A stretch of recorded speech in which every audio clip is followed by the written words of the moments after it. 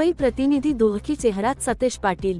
मुंबई उच्च न्यायालयाने निवृत्त कर्मचारी व शिक्षकांचे पेन्शन थकवल्याप्रकरणी राज्य सरकारला फटकारताना निधी नसल्यास मुख्यमंत्री माझी लाडकी बहीण योजना बंद करा असे कडक ताशेरे ओढले आहेत। 40,000 कोटींची योजना राबवताना कर्मचाऱ्यांच्या हक्काचे पैसे न देणे चुकीचे असल्याचे सांगत कोर्टाने अतिरिक्त आयुक्तांना प्रतिज्ञापत्र सादर करण्याचे आदेश दिले आहेत। कोर्टाचा संताप, निवृत्त कर्मचाऱ्यांच्या पेन्शनसाठी निधी नाही पण लाडकी बहीण योजनेसाठी 40,000 कोटी आहेत, यावरून हायकोर्टाने तीव्र नाराजी व्यक्त केली। बंद करण्याचा इशारा, पैसे नसतील तर योजना बंद करा असे स्पष्ट शब्दांत सरकारला सुनावण्यात आले आहे।